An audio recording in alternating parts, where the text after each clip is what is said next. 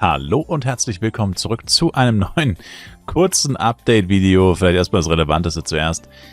Wer es noch nicht mitbekommen hat, dieses Wochenende, also auch schon gestern Freitag, aber jetzt auch noch Samstag, Sonntag, ist ein Boss-Hunting-Event. Das heißt, alle Bossmonster im Spiel, explizit wird sogar gesagt Dungeon-Bossmonster, haben eine 20% erhöhte Drop-Chance. Das bezieht sich entsprechend, da es Dungeon-Boss-Monster sind, also Boss-Monster sowieso, aber eben Dungeon-Boss-Monster, bezieht sich das Ganze nicht auf Giants und nicht auf Violets, sondern nur auf Dungeon-Bosse. Woran erkenne ich einen Dungeon-Boss? Also einerseits an den Punkten beim Level, zumindest wenn ihr mit dem Black-Interface spielt, Gold-Schwarz. Ich weiß nicht wie es beim, keine Ahnung, wie es bei anderen Interfaces aussieht, ist auch egal, auf jeden Fall. Ich meine, jeder weiß, was ein Dungeon-Boss eigentlich ist. Falls ihr euch nicht sicher seid, fragt nach, aber wie gesagt, Violets und Giants nicht. Und damit sind eigentlich schon fast alle ausgeschlossen, die es nicht sind. Jedenfalls, ist es die perfekte Gelegenheit, auf jeden Fall Dungeons zu farmen. Vielleicht auch mal ein bisschen mehr als sonst. Und das andere, was gerade läuft, ist, nicht gerade läuft, was danach läuft, ist unter der Woche Live Gathering, bla bla bla. Und diese Events starten übrigens nicht erst jetzt, die starten schon die ganze Zeit. Und das sind dieses Jahr anscheinend die, weil hier steht ja auch explizit dabei, Main Servers Only. Oh nein, leider läuft das nicht auf dem FEC. Und ich denke, ich habe schon genug über das Lifestyle-System geredet auf jeden Fall. Darum geht es jetzt hier gar nicht direkt. Es ist mehr so eine Art Spekulations, weiß ich, ist vielleicht auch nicht so richtig für so eine Event-Ankündigung eigentlich, aber ich meine, es gibt nur das Dungeon Boss Event, gibt es nicht viel darüber zu reden eigentlich. Auf jeden Fall ist es so, dass letztes Jahr hat halt ein Ausgleichsevent stattgefunden auf den Original-Servern, so wie sie genannt werden auf Englisch, Original-Server, also Borodeng, Totemia, La Wolf und so weiter. Da gab es ein Wochenende Doppel-XP, ein Wochenende Doppel-Drop, ein Wochenende Doppel-Upgrade. Kann man auf jeden Fall argumentieren, dass das auch relativ dürftig war. Für 5 Monate FEC war der Ausgleich 3 Wochenenden, wo man die FEC-Boni sozusagen auch mal kurz schnuppern durfte. Sozusagen war schon ein bisschen lau. Kann man definitiv argumentieren. Aber das Doppel-Upgrade-Event hingegen, ich meine, das war schon ziemlich big. Weil ein Doppel-Upgrade-Event auf Borodeng gab es legit einmal in 3 Jahren, in über 3 Jahren mittlerweile. Und darauf habe ich die ganze Zeit gewartet und je mehr Zeit vergeht, desto mehr glaube ich nicht mehr daran, dass das nochmal kommt. Also nicht nur dieses Jahr nicht, sondern wahrscheinlich niemals. Das war auch wirklich zu gut, um wahr zu sein. Glücklicherweise habe ich es gut ausgenutzt damals, denke ich.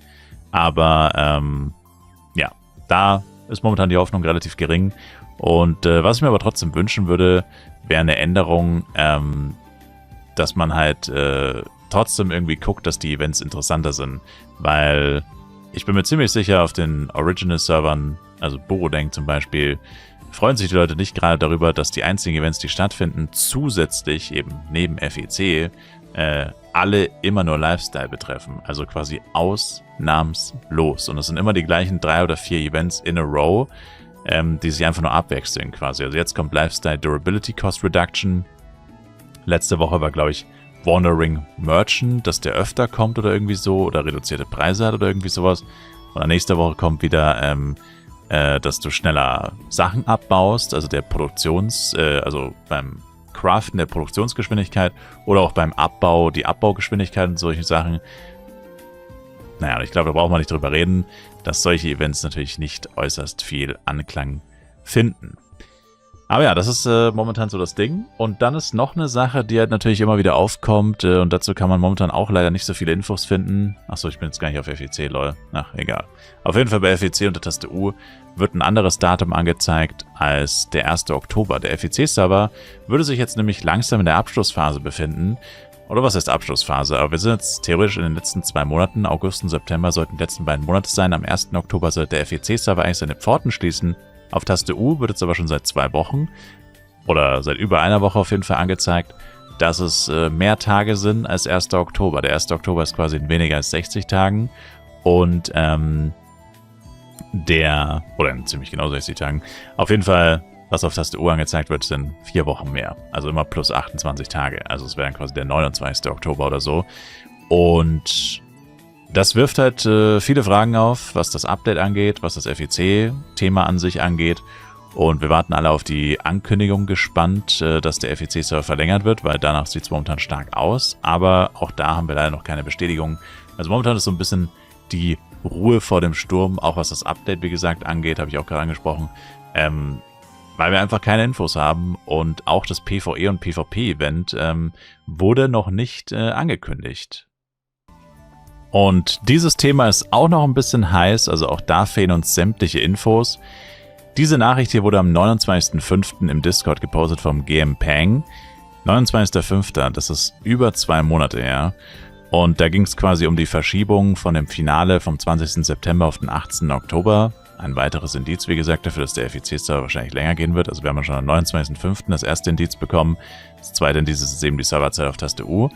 Und hier wurde tatsächlich auch in dem Text noch geschrieben, also da geht es lauter ums PvP-Finale, der ganze Text ist ziemlich irrelevant, bis auf diesen Satz hier.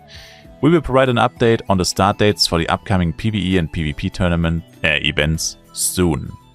Das war vor über 2 Monaten und wir haben keine Ahnung, wann diese Events stattfinden. Es gab noch keine Ankündigung dazu. Also ich weiß nicht genau, was da gerade los ist beim FEC-Server. Irgendwas scheint da schon wieder im Argen gewesen zu sein. Begonnen hat es wohl schon im Mai und es scheint wohl auch nicht besser geworden zu sein. Was, wie gesagt, Update, FEC, diese gesamte Thematik ankommt. Vielleicht sind auch deswegen gerade diese, ja, in Anführungszeichen lustlosen Live-Gathering-Events on Repeat am Start. Weil da irgendwas intern wohl nicht so klappt, wie man sich das vorgestellt hat. Ich meine, wie gesagt, wir haben vor 2 Monaten schon die Ankündigung bekommen, okay, Finale verschiebt sich. Und ich meine, das war ja dann quasi 4 Monate vor dem Finale. Also, das muss ja auch was Großes gewesen sein, was da quasi dazwischen gekommen ist, dass das 4 Monate vorher schon cancelled ist. Weil ich meine, ja, das ist jetzt nicht ein kleines Event, aber es ist jetzt auch kein Riesen-Event. Also, sie mieten dafür keine Arena an oder so und fliegen da nicht irgendwelche Celebrities ein. Es ist schon ein relativ, ja, mittelmäßiges Event von der Größenordnung, würde ich jetzt sagen. Also, nicht ganz klein, aber auch nicht riesig. Und ja, ich weiß nicht, was los ist. Keine Ahnung, ich kann es euch leider auch nicht sagen. Aber das sind leider alle Infos, die wir haben. Also nur lauter Indizien und Dinge. Und es fühlt sich momentan so ein bisschen komisch an, weil keiner weiß irgendwas und alle warten auf irgendwas. Und man weiß auch nicht so genau, auf was man eigentlich wartet. Aber ja, es ist momentan ein bisschen schwierig. Ja, wollte ich nochmal meinen Senf dazugeben. Genau. Aber ja, was sollen wir machen? Wir grinden einfach weiter, wie immer in Flive. Und ja, am besten jetzt dieses Wochenende, wie gesagt, mit dem Dungeon Boss Boost Event. Ja, und dann sage ich danke euch vielmals fürs Zuschauen. Ich würde mich selber ein Like und ein Abo von euch freuen. Und wir sehen uns hoffentlich auch im nächsten Flive Universe Video wieder. Bis dann, haut rein und ciao, ciao.